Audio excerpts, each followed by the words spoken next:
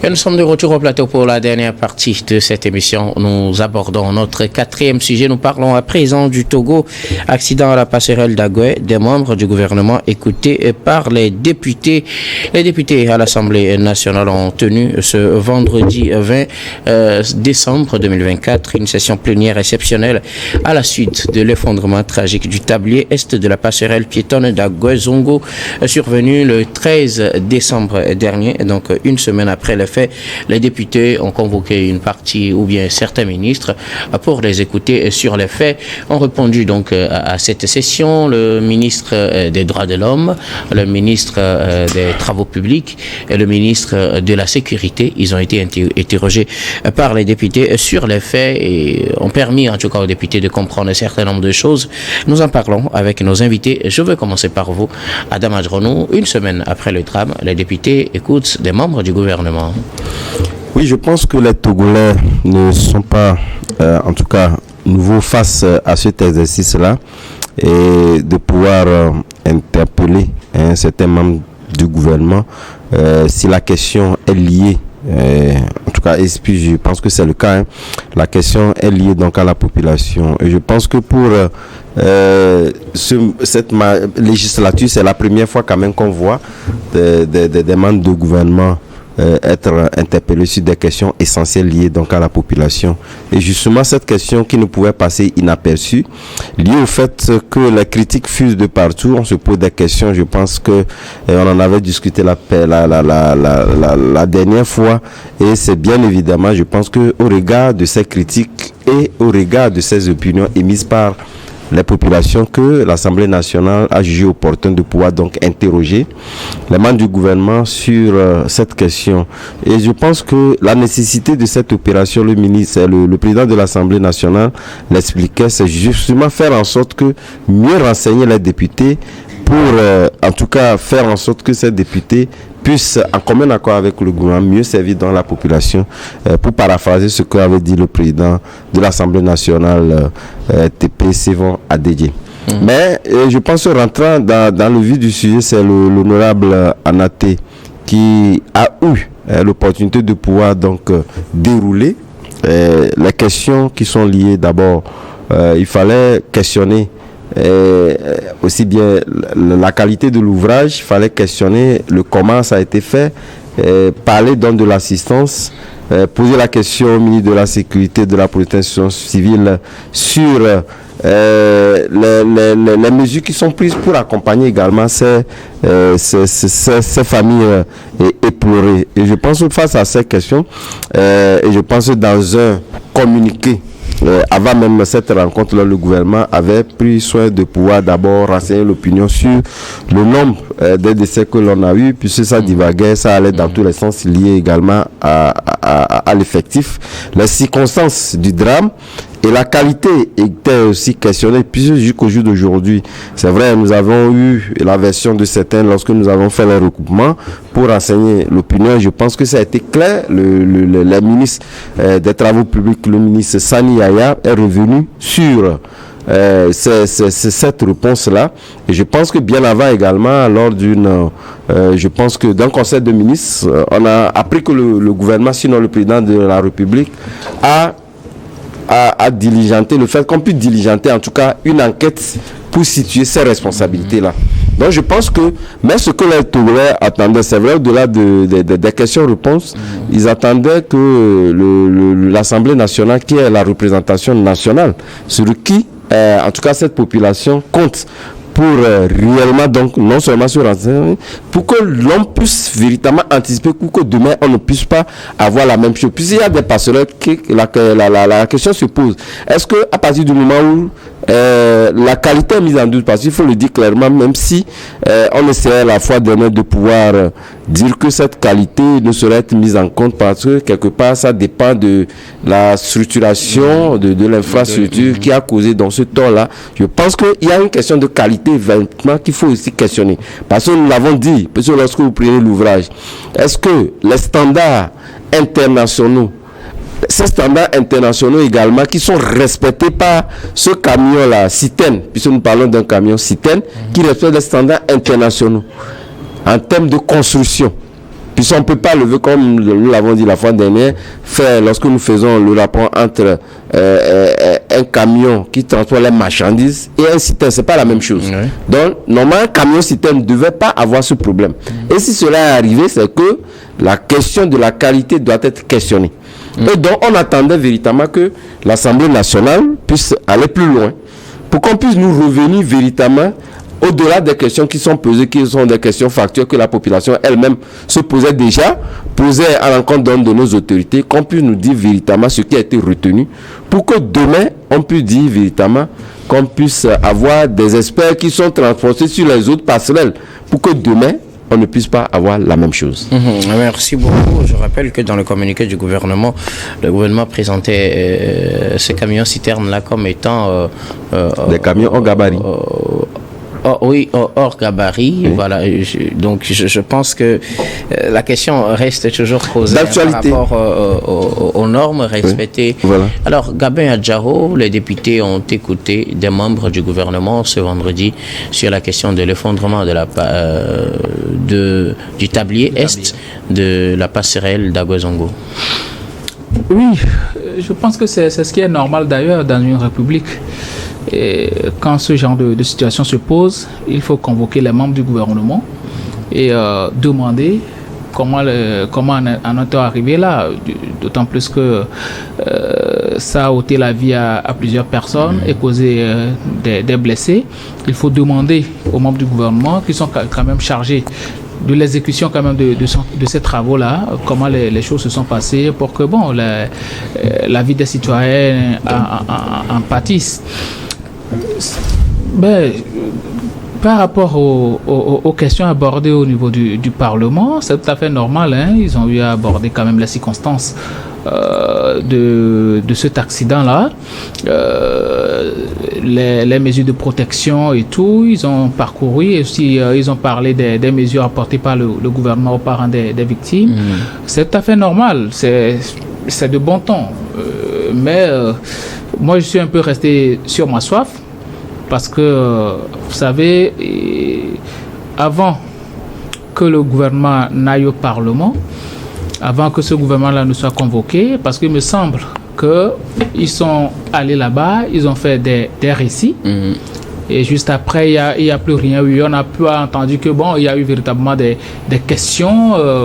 Certes, les questions venant de Mme Anatekou Mealo, qui est quand même un député assez patenté, quelqu'un qui a toute cette carrure-là de pouvoir poser des questions. La plupart du temps, même au niveau des budgets, on constate que c'est elle qui anime beaucoup plus le débat.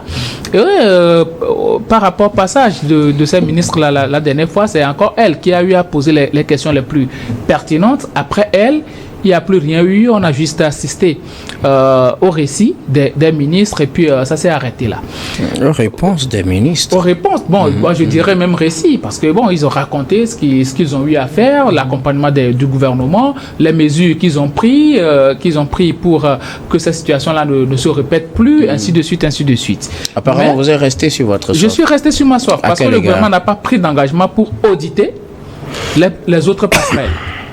Ils n'ont pas pris d'engagement pour questionner celui-là qui a eu à exécuter l'ouvrage. C'est vrai, le chef de l'État, a dit que il y aura des mesures qui seront prises et il a instruit à ce que on arrive à faire la lumière autour de cela. Mais le chef de l'État, c'est l'exécutif. C'est le chef de l'exécutif. Et les autres pans du pouvoir doivent aussi exercer leur rôle, doivent jouer leur rôle, à savoir le pouvoir législatif et le pouvoir judiciaire. Jusque-là, on n'entend pas encore le pouvoir judiciaire.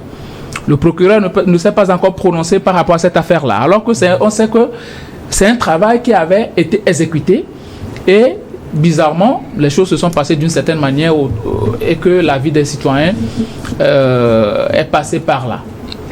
Du coup, normalement, je pense que le Parlement devait mener une enquête parlementaire. C'est la moindre des choses. Au-delà de l'enquête initiée par le chef de l'État. Même ça doit être fait en amont avant même de convoquer les membres du gouvernement. Quand le Parlement va faire une enquête parlementaire, disposer de ses propres éléments, là, quand les membres du gouvernement vont venir, ils pourront les confronter. Sinon, ils n'ont pas d'éléments. Ils n'ont pas eu à faire d'enquête parlementaire. Ils n'ont aucun élément.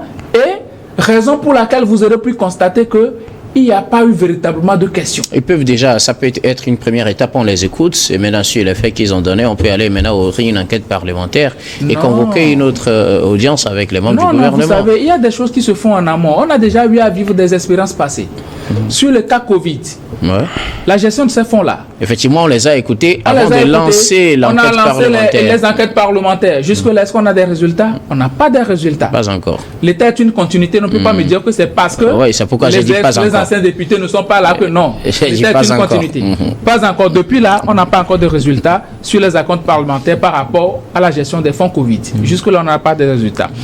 Aujourd'hui, on convoque encore les membres du gouvernement qui sont venus faire des récits, raconter ce que eux, ils ont eu comme information, et les députés ne sont pas arrivés à les confronter. Pour ce genre de choses où il y a eu assez de morts, je pense qu'il doit y avoir un véritable débat à l'Assemblée nationale, d'autant plus qu'aujourd'hui, l'Assemblée, c'est le corps de pouvoir. L'Assemblée doit défendre bec et ongle les intérêts de la population face au gouvernement. Mais je suis resté sur ma soif.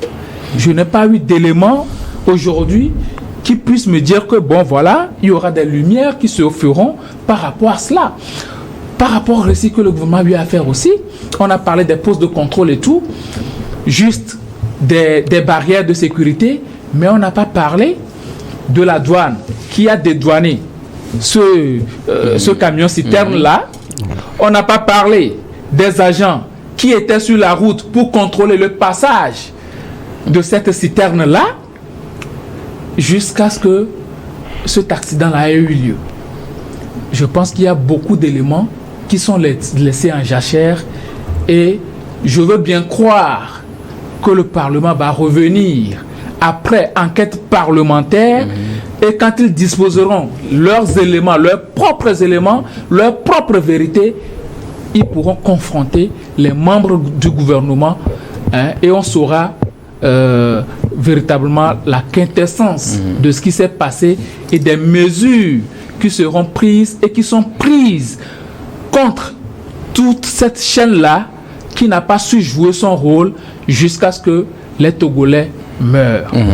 Alors, Adam Adjaranou, dans ces échanges, les membres du gouvernement ont annoncé les principales mesures qui ont été prises, notamment au niveau du ministère de la Sécurité, le déclenchement de cette opération qu'on appelle, de ce plan plutôt Orsec, à l'organisation de la réponse de sécurité civile, justement, et aussi cela permettra de prendre en charge les blessés, apporter le soutien aux victimes des familles éplorées plutôt, et renforcer aussi les passerelles existantes pour garantir leur sécurité, parce que vous aviez dit tout à l'heure qu'on n'a pas audité, ou bien c'est Gabriel qui le disait, et qu'on n'a pas encore audité les autres passerelles pour voir si les normes de construction sont respectées, et donc ils disent qu'ils vont renforcer, on ne sait pas sur quelle base ils vont renforcer, comme vous le dites.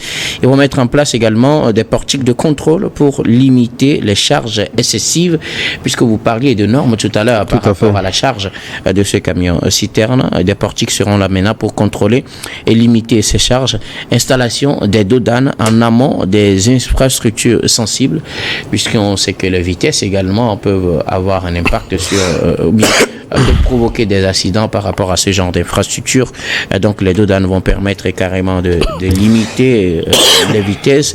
L'intensification des campagnes de sensibilisation sur le respect des normes de gabarit et aussi l'ouverture d'une enquête judiciaire approfondie plutôt, pour établir les responsabilités. Voilà les éléments apportés par les membres du gouvernement. Oui, ces réponses-là, je pense, de mon point de vue, s'accommodent en réalité avec les opinions exprimées par les populations. Mais je pense que, à part la réponse apportée par le gouvernement, Gabin le disait tantôt, c'est-à-dire que pour que la population puisse également être en adéquation avec ce exercice-là qu'a commencé les députés il y a longtemps. C'est vrai que au début de son magistère, le président Adédié le disait, qu'en réalité, cette 5e République et les députés qui sont, c'est réellement faire en sorte que, en tout cas, la population puisse sentir en réalité qu'ils sont de vrais représentants de cette population sur des questions essentielles. Et je pense que pour que l'Assemblée nationale puisse renforcer cette confiance au sein de la population, pour éviter à ce que l'on parle de figuration ou du dilatoire, parce que quelque part, parce que lorsque les questions sont là, nous parlons d'un camion citerne. Et fort heureusement, je le disais tantôt, nous parlons de normes. Parce que Gabin le disait, le camion a été dans des douaniers. Et même si c'est sur le territoire national, parce que nous avons quand même des chaudronniers qui le font également, il ne faut pas qu'on se leur dise que voilà, le citerne doit fondamentalement venir de l'extérieur. On peut le fabriquer ici aussi. Mais lorsqu'on parle de ce camion citerne, je vous dis, les normes sont à un niveau pas possible. C'est pas évident qu'on puisse dire qu'un camion citerne est dépassé un gabarit. Bon, il ira, en tout cas, s'approvisionner. Nous savons que c'est les deux sites, la STE et la SSL. C'est les deux lieux. Et là-bas, vous ne pouvez pas. C'est-à-dire que ce n'est même pas possible. Ceux qui sont proches, en tout cas, de l'hydrocarbure, savent que c'est quasi impossible. Donc, si cela est arrivé, ça voudrait dire quelque part qu'il y a une négligence à un niveau donné. Et l'État ne peut être que responsable. Donc, la population attendait véritablement que les députés puissent donc ressurgir avec des questions comme telles. Pour éviter qu'on dise véritablement, bon, c'est en tout cas une approche coutumière, on est venu comme quelqu'un le disait, qui est le gouvernement et qui est député. Est-ce que vous voyez les deux questions? Donc moi je pense que les députés de la 5e République doivent éviter de faire en sorte qu'on puisse donc dire qu'ils font du dilatoire. Et à partir du moment où la population n'a pas senti des questions comme telles, puis on ne peut pas parler de hors gabarit. Ça, en tout cas, moi, ça ne me convainc pas. On ne peut pas parler de hors gabarit en ce qui concerne camion citerne. Parce qu'il faut faire un tour. Approchez-vous de ces structures-là. Vous verrez que en réalité, ça dit que ce camion-là ne peut pas rentrer à la SSL ou à la STE pour charger. À partir du moment, c'est pas possible. Donc, nous, à partir du moment où nous n'avons pas eu cette question-là, nous sommes toujours restés sur nos soins. Mais les réponses données par le gouvernement parlant donc du renforcement, il faut le faire.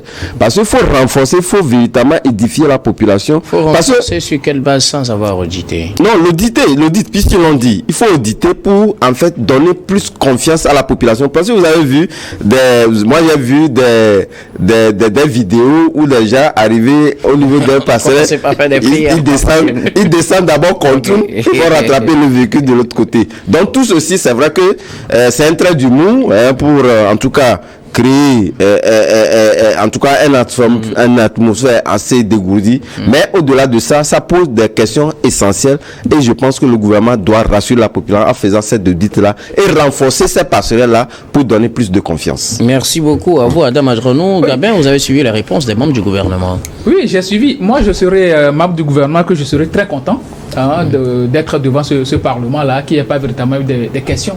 Parce que si tout ce qu'on a dit là, ce n'est pas des questions. Oui, mais ce ne sont pas des questions. Ce ne sont pas des questions, à part Mme Anate Kouméalo, qui a encore posé de bonnes questions. Celle qui a posé seulement les questions. Qui a posé les questions du Parlement. Du Parlement. Eh bien, il n'y a pas que unir au Parlement. Il y a Mme Adjamagbo, il y a Adi, et voilà quoi.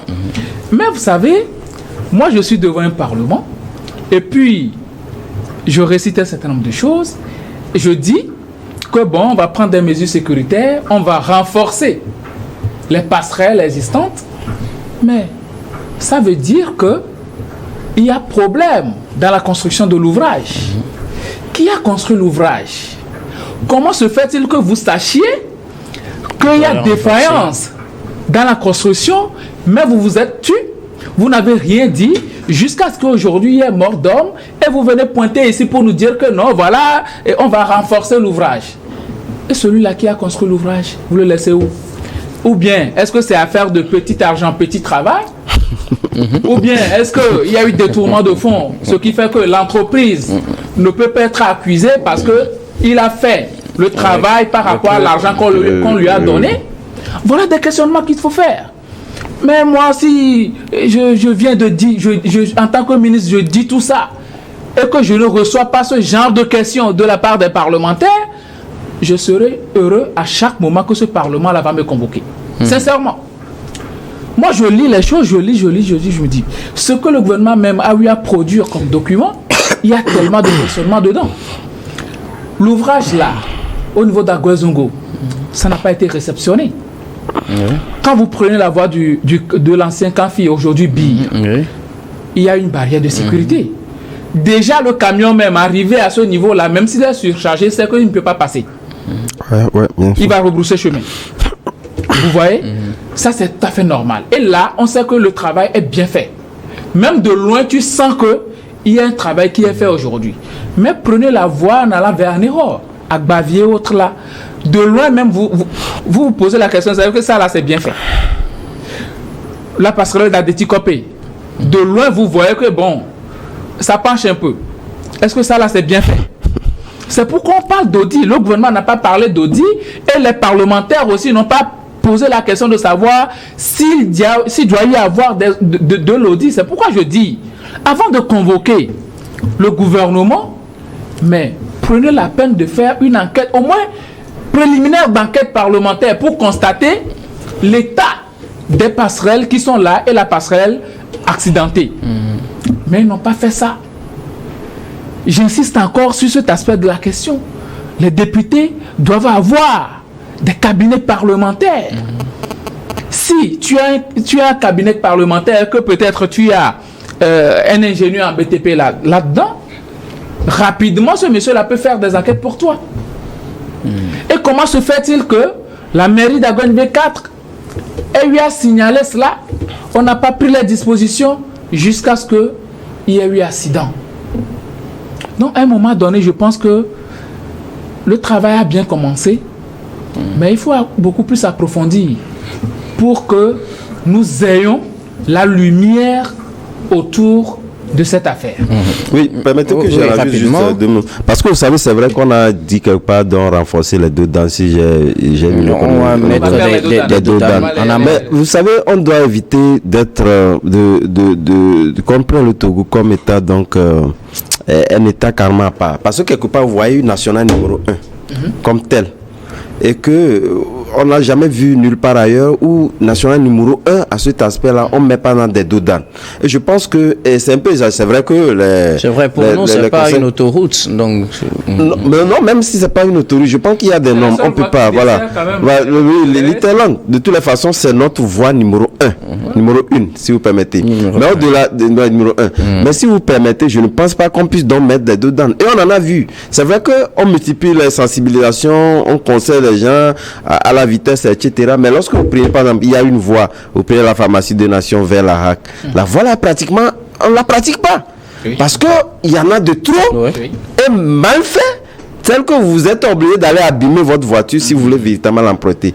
Donc, voilà, donc je pense que c'est vrai qu'on veut préserver des vies, mais on ne doit pas être en porte-à-faux avec les normes internationales qui permettent véritablement donc de pouvoir tracer les rues. Il faudrait quand même que cet aspect-là, et surtout c'est un appel également qu'on propose pour lancer que, puisqu'on a vu des deux dames, on a refait, il faudrait quand même qu'on puisse penser à cette voie-là, sinon, pratiquement c'est une voie impraticable. Ah oui.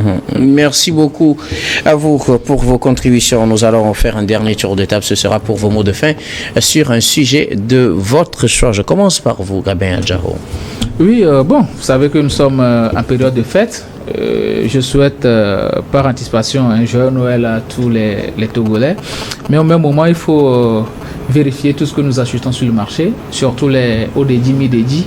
Il faut faire très attention par rapport à ce que nous consommons aussi. Quand on vous parle de pack de 10 000 francs, un pack de 10 000 francs qui comporte les whisky, les bouteilles de vin, des boîtes de conserve et tout ça, tout à 10 000 francs, il faut se poser des questions. Donc, prenons des mesures, mangeons bien, mangeons ce que nous pouvons manger à nos frais. Si tu as mangeons sain. Mangeons sain. Si tu as 5 000 francs, sache que bon, mais avec BCC, ça peut aller, mais tu seras en bonne santé quand même. Merci beaucoup à vous, Gabin Adjaro. Vous êtes juriste et directeur de cabinet Juris Consulting. Merci d'être passé sur ce plateau. Merci, docteur, pour l'invitation. Adam Adjaro, vos mots de fin. Oui, mes mots de fin, je pense que c'est sur ce même plateau où on a interpellé le gouvernement sur l'ampleur de la contractualisation qui a amené la Cour des comptes à pouvoir intervenir entre-temps. Et nous avons sollicité le gouvernement à pouvoir proclamer des concours existants parce que, annonçant déjà qu'il y a eu il y aura pas mal de départs en janvier à la retraite. C'est désormais chose faite.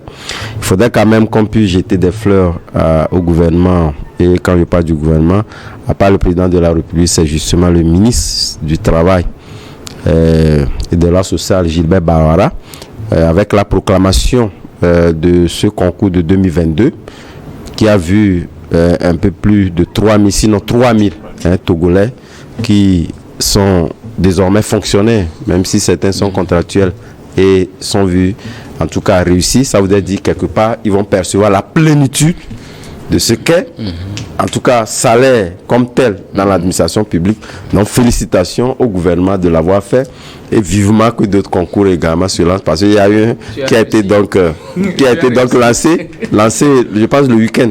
Ils ont composé le week-end dernier, que cela ne dure pas trop. L'autre week-end. Bon, il y a le week-end dernier également. Voilà. Le week-end dernier, il y a eu un concours. Également. Donc, je pense que vivement ces concours-là s'enchaînent pour que les Togolais puissent retrouver, qu'on atteigne au moins, dépasse le seuil de 1%, qui est devenu ridicule proportionnellement à la population et l'effectif dans l'administration publique, qu'on puisse atteindre les 10% souhaités. Merci beaucoup à vous. Adam Adjornou, vous êtes journaliste, vous êtes également directeur de publication de Vision d'Afrique. Merci d'être passé sur ce plateau. C'est moi. Et nous disons merci à toutes les équipes techniques et rédactionnelles qui nous ont aidés à préparer et à présenter cette émission. Merci beaucoup à Richard Kourfanga à la réalisation et à Gaston Afanou à la diffusion. Surtout à vous, très chers téléspectateurs, de nous avoir suivis. C'est la fin de ce numéro de Regard Croisé. Je vous retrouve demain avec le même plaisir pour un autre numéro.